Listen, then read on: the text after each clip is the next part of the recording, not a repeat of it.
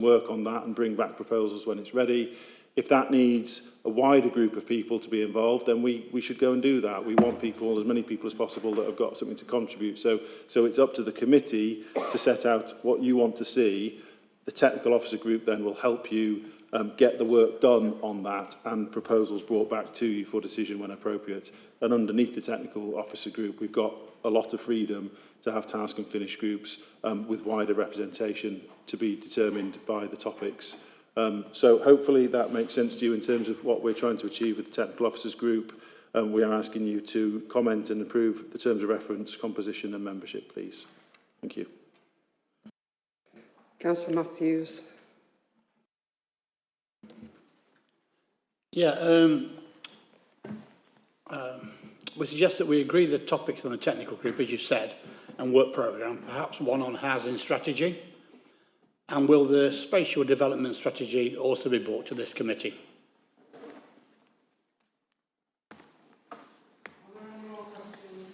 Are there any more questions before I ask Edward to respond? Edward, would you like to?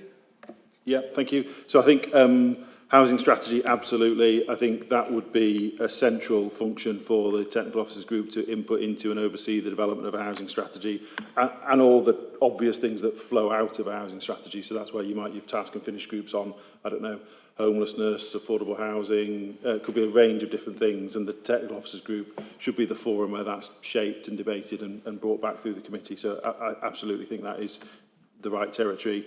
Will the spatial development strategy come through this committee? Yes. So that's, I suppose that's the land bit of the Housing and Land Committee.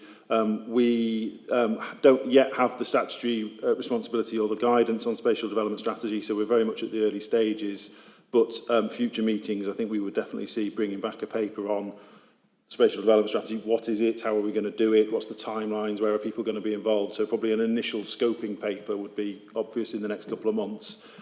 I think the programme to get to full inspection and adoption of something like an SDS, the government's talking about a 2-year timescale. So obviously it's a long process, an awful lot of evidence. We will need some sort of steering group, working party, but fundamentally this is the committee that would oversee that work. If you want to come back in, Councillor Matthews, and then I'll take Councillor Khan. Why does it take 2 years to... It seems a lifetime, 2 years in 2025. Can we not agree a shorter time scale of, where it comes back to committee, shall we say, in the next meeting, and then follow it forward? It just seems...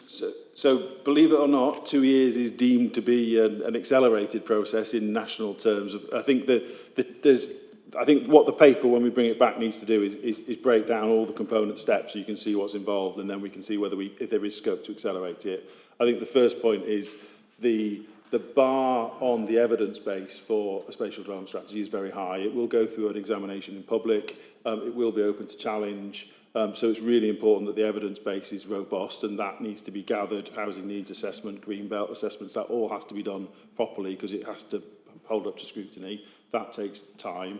And then there are probably 2 periods of public consultation. So I would envisage, and the guidance, I think, although we haven't got it, we are looking at what the London plan has done and what other local plan processes are.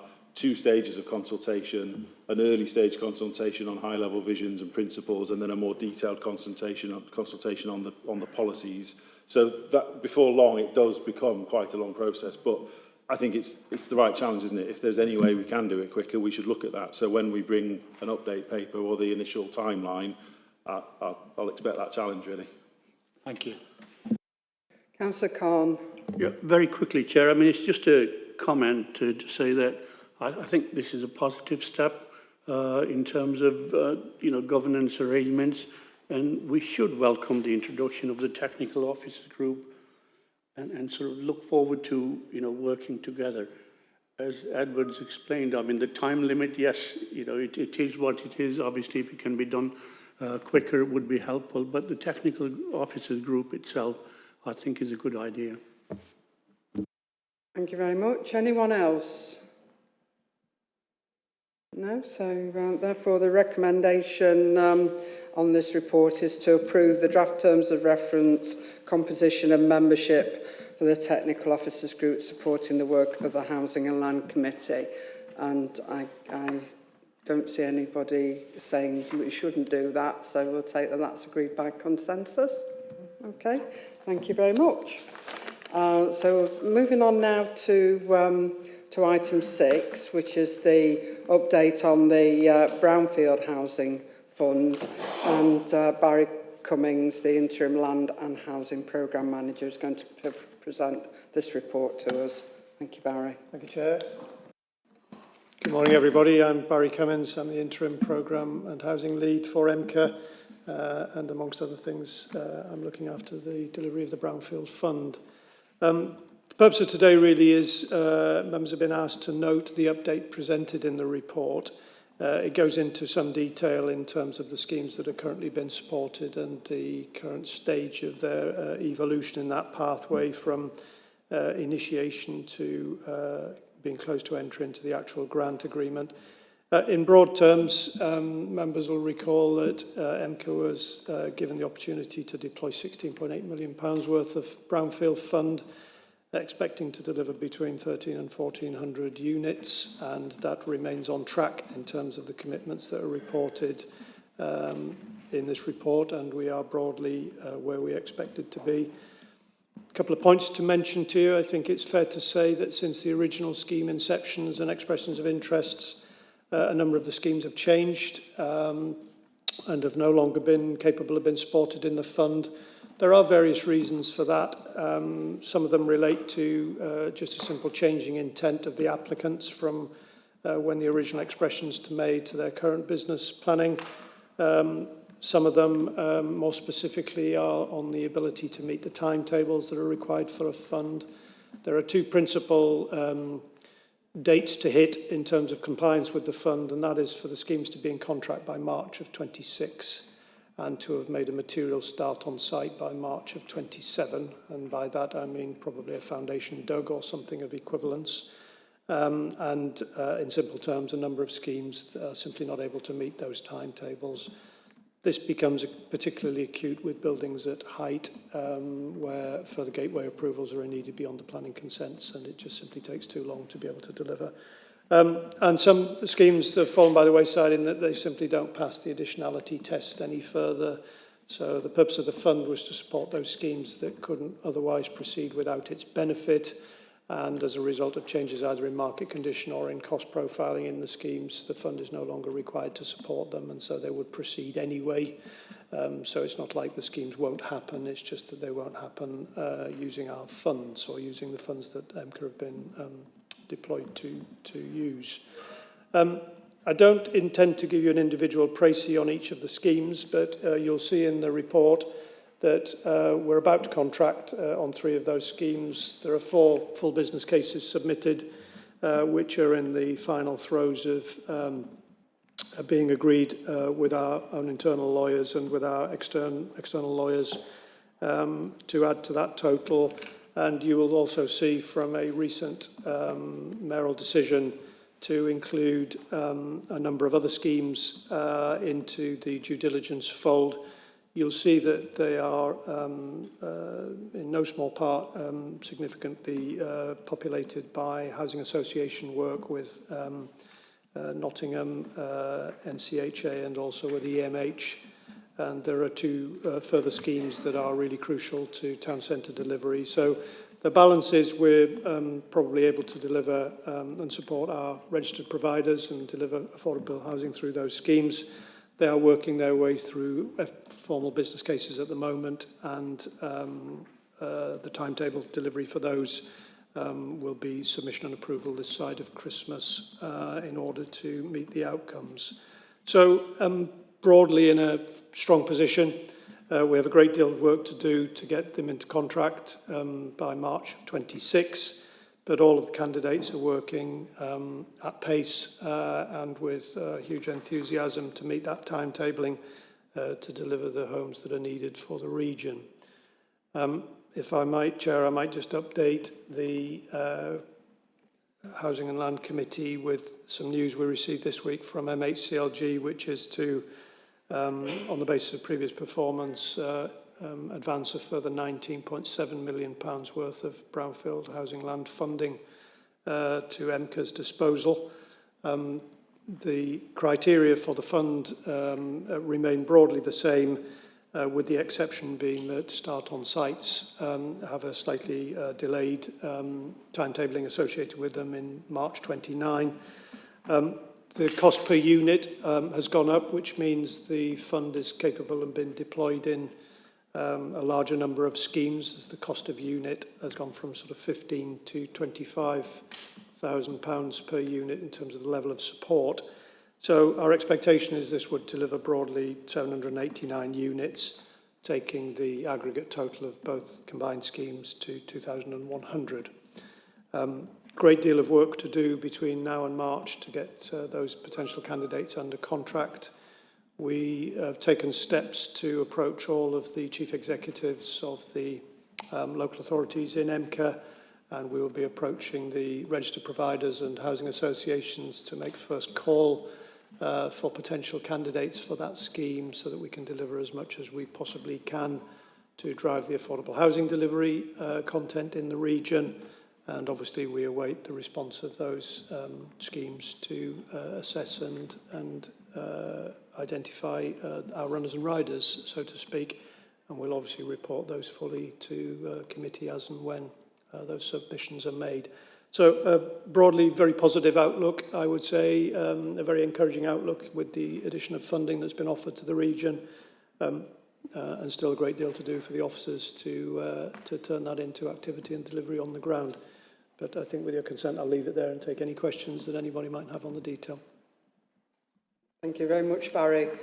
Absolutely excellent work being done. A 5-page report here, but actually it's 5 mountains worth of work that has been done since this fund was announced by the government, and it's good to see that things are progressing so well on that. Our people are always telling us that they want building on brownfield land sites first, and that's what's happening here. And also good news about the future. So, having said my piece, I'm going to hand to Councillor Wilson. Thank you for the report. Thank you, Chair. I'll just a very quick question is sort of how is geographical spread across the region sort of being considered to ensure fairness of allocation? Yep, happy to take that. And Councillor Matthews, have you got a question? Hi. Yeah, happy to do that. So geographic spread is, the fund is tenure blind and geography blind, is the answer to your question. So its candidature or its usefulness is more centred around how quickly can the schemes be delivered, either to meet the criteria or be the very tight timetabling. So whilst in an ideal world it would be great to have a fair, if there is a term, or equal distribution of activity in and around the region, in reality the driver of that activity is the candidature for individual sites. And I would say, Councillor Wilson, that's changed quite a bit from when we started to where we are now as a function of some of the considerations that I relayed to you earlier on, that the disposition where we started the scheme is not where we ended up with the scheme, but that's driven largely by the ability of the scheme to meet the criteria in the timetable. So deliverability is the honest answer to you. If it's deliverable, it will come high in its ability to secure funding and gain support. We have tried, wherever possible, to endorse the schemes that our stakeholders and our local authority partners and Homes England are also endorsing.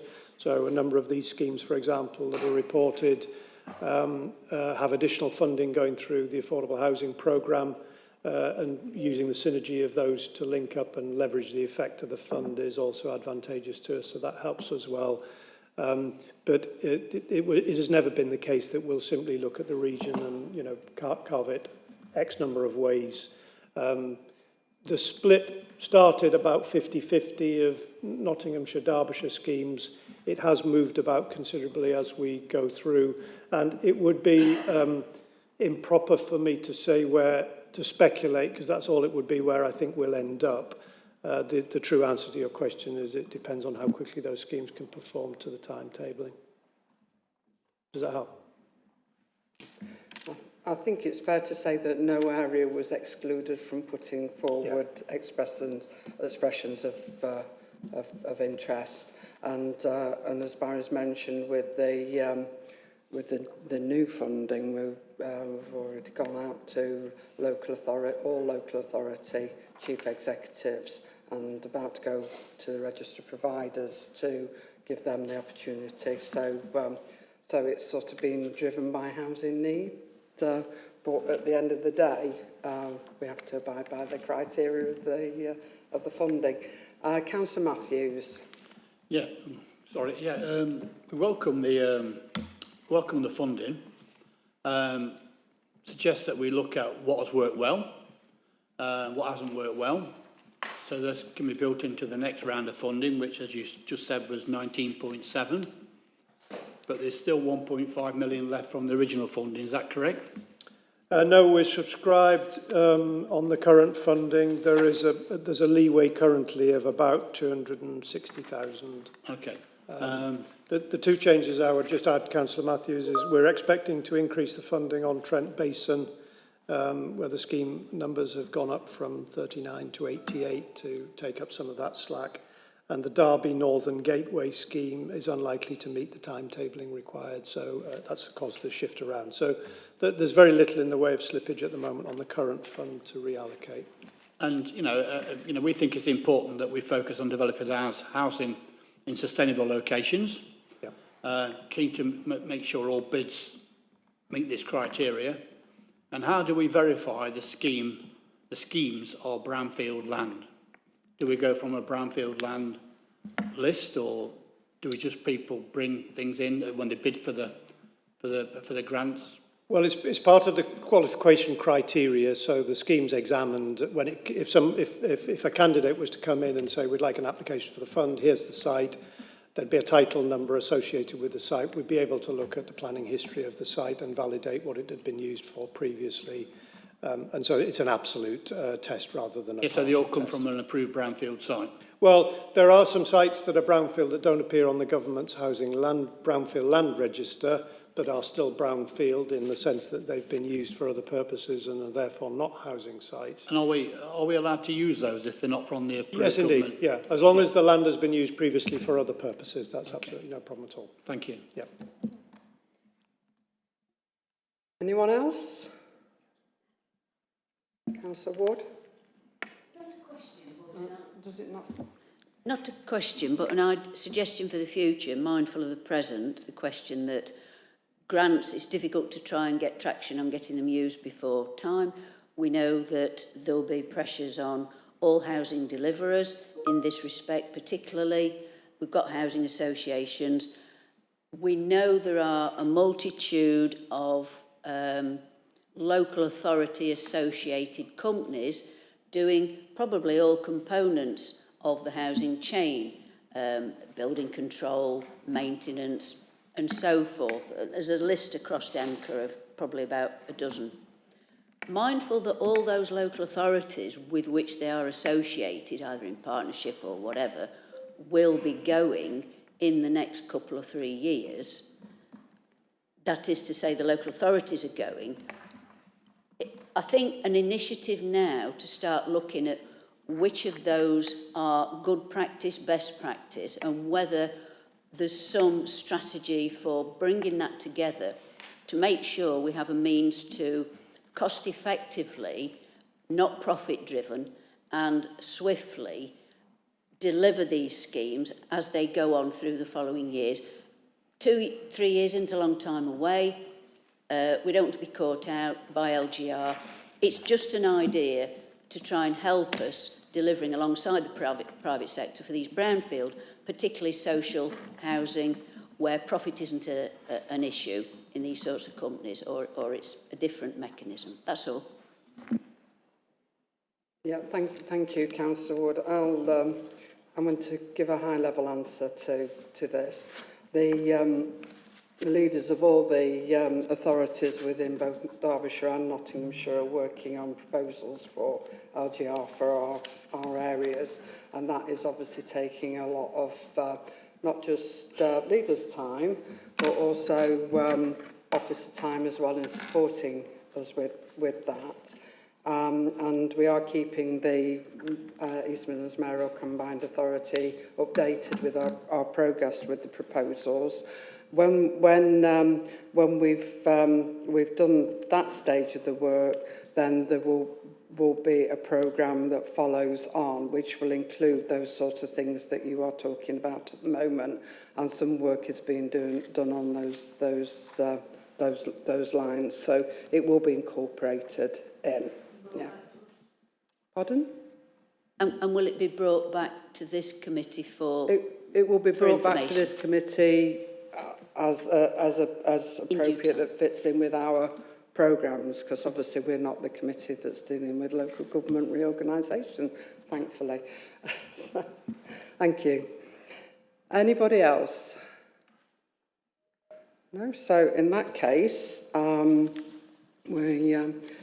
we're asked to do here is to note the update presented in the report, and this is about making sure that we're all in one place about what's happening at the moment and what's going to happen next on this scheme for the committee. So I'll now move on to item 7, which is the update on strategic place partnerships with Homes England. We're going to be taking this at a high level in the public session of this meeting, and then as committee members might require some more detail, I shall move that we go into closed session for the detail. So is it Barry I'm handing to Barry at this stage to go through the high level in the report that's in the public papers. Thank you. Thank you, Chair. So again, the report in front of you is one for noting on the progress that we've been able to make with Homes England on the strategic place partnership. Members will, I'm sure, be aware of other combined authorities entering into similar arrangements with Homes England, and the purpose really is to co-collaborate and develop an approach to get the best deployment of resources and outcomes for mutually agreed priorities that have a really strong regional dimension. So there's a sense of working with rather than doing to as part of the fabric of this agreement. There are two main elements to the Strategic Place Partnership, the SPP, as I'll refer to it, one of which is a Memorandum of Understanding which sets out the basic tenets for the agreement as to what we're trying to do together, and the other is the Partnership Business Plan. And the purpose of this report in front of you is to kind of update you on what the strategic core objectives are set out in the SPP are, and a little bit of early headline on the strategic pipeline piece and the business plan that will follow it. Important thing to mention here is that this is a piece of work that won't really have a defined start and end date. When we enter into the agreement with Homes England, it's the initiation of a process, but we expect the strategic partnership to be a dynamic arrangement where the content will continually evolve as regional priorities become clear and emerge as local authorities and developers seek to bring forward their schemes. So at any given point, the strategic pipeline will be a snapshot in time of those schemes that are deemed to be of regional consequence and importance, and perhaps more importantly, that require or would benefit from the support of the resources and the expertise both at EMCCA and at with our colleagues at Homes England. Three cost objectives are set out at 3.4 is to improve the supply of quality efficient, energy efficient homes and drive additional affordable homes through greater choice and opportunity to allow everybody to access a home that meets their needs. The second core objective is to develop and maintain a robust pipeline of investable propositions. So again, key driver here is to unlock housing delivery and regeneration, and a key driver for the second statement being that they need to be investable propositions. So in other words, this is not so much a grant-led programme of activity, but one in which requires public and private investment and how we might combine and collide those two worlds together. And thirdly, to deliver place-based engagement and resource alignment around key priorities with key national and local partners.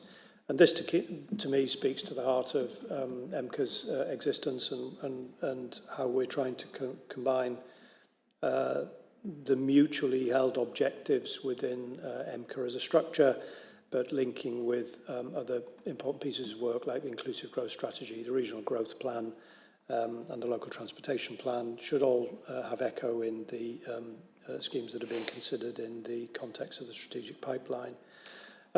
And really the importance of this committee to have an important role in establishing the priorities for the SPP, but monitoring its progress against the business plan. So the business plan outline at the moment has commenced a piece of evaluation work, has engaged with all of the local authorities within EMCCA, and has sought a prioritisation from them from the key schemes that they feel are the ones that need unlocking or would benefit from some level of intervention. So that's the creation of the first pipeline. I think there are probably over 210 schemes, 213 schemes, I think, in total that were considered as part of that initial sifting. They were then categorised based mostly on scheme deliverability and timetabling. So back to that point again about what is deliverable and what's near term, middle term and far term. And then an initial attempt to at least categorise sites for those that might require the earliest of that attention has been the immediate and marketable market-facing ones, the ones that are challenging and deliverable falling into the middle bucket, and the long-term or those that require major infrastructure or have major obstacle impediments to their delivery. So I think really important for this committee to understand the work of the SPP. It is my expectation that officers will be returning together with colleagues of Homes England to report on the progress for the plan. The next steps for the plan will be to crystallise and categorise the prioritised sites and the types of intervention that are going to form the business plan to support their delivery. That's detail to follow, but for the purpose of this meeting, it's to update you that we are planning to sign the agreement in line with the previously approved board commitment to do so. The work is very much ongoing on the nuts and bolts that sit behind that in terms of the scheme identification and the prioritisation, and clearly just highlighting the need for this committee to have grip of that and to be able to hold both parties to account for the deliverables that ultimately will go into the business plan. I have listed broadly the initial cutting for the sites for the first category. But again, given there are some commercial sensitivities that sit around some of these schemes, I'll possibly pause at that point, Chairman, and take any questions before and if members want to get into further detail at this point. Thank you, Barry. Are there any questions? Yes, Councillor Answer. Thank you. Paragraph 3.4 talks there about homes and energy efficient homes, additional affordable homes, providing greater choice and opportunity. Within that, there should be something like shared ownership, because that gets people onto the ladder with aspirations of wanting to eventually have their own home.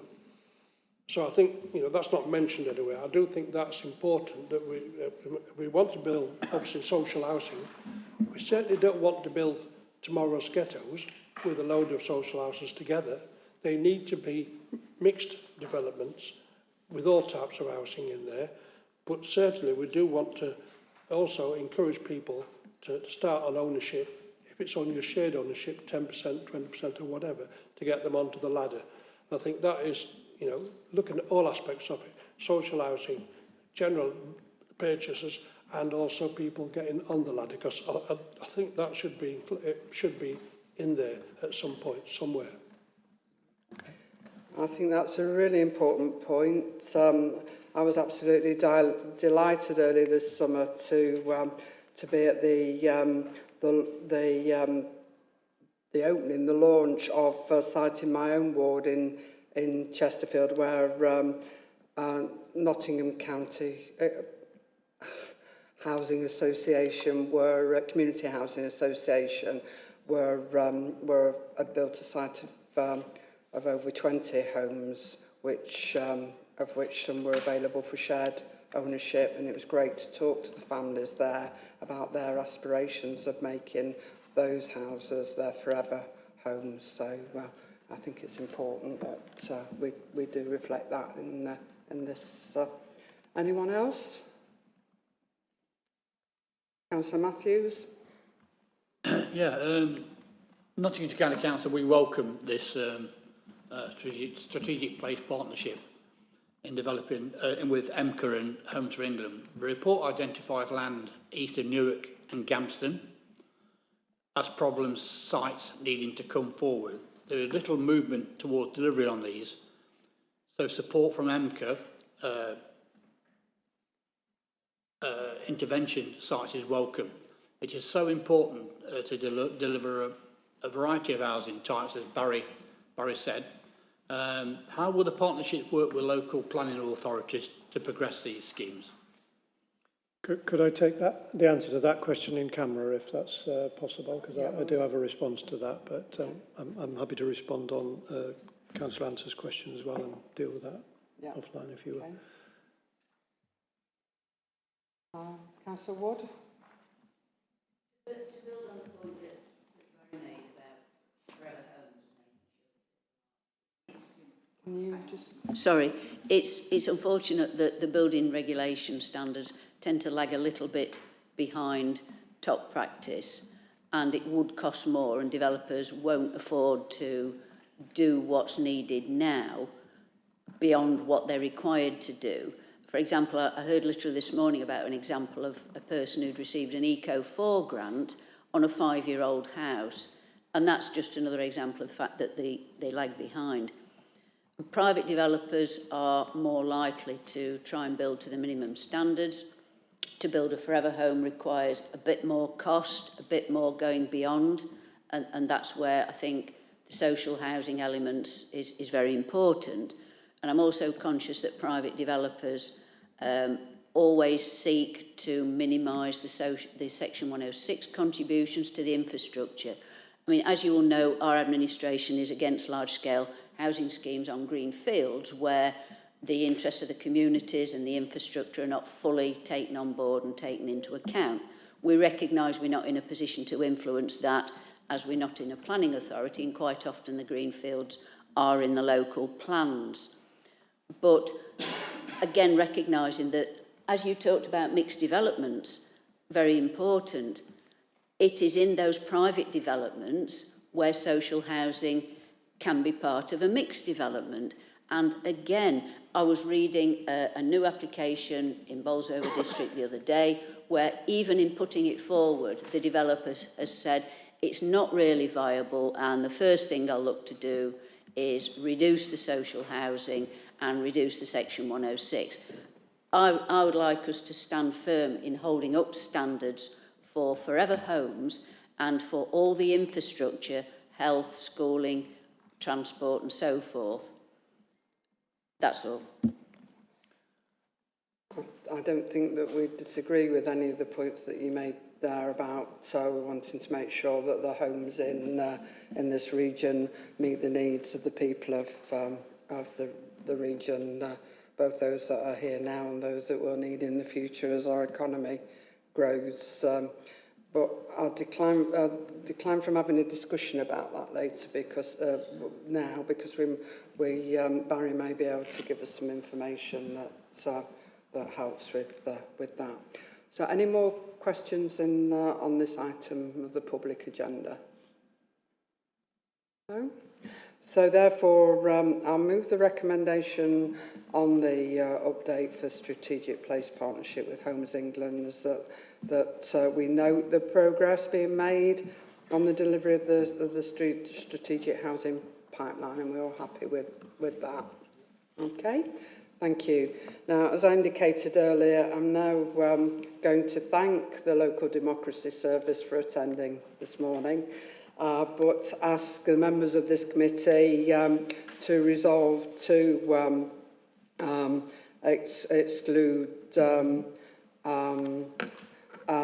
having duly proposed, I'm proposing that board members under Schedule 12A of the Local Government Act 1972 that the press and public be excluded during the remainder of the meeting on the basis that they were present during, if they were present during the business transaction, there would be a likelihood of disclosure to them of exempt information of the following description, which is information relating to any consultations or negotiations or contemplated consultations and negotiations in connection with any labour relations matters arising between the authority or a minister of the Crown and employees of or office holders under the authority. That's a bit of a mouthful, but ask the Vice Chair to second. All those in favour? Thank you. I'd like to thank the public for attending online, but now ask for the link to be disconnected. Thank you.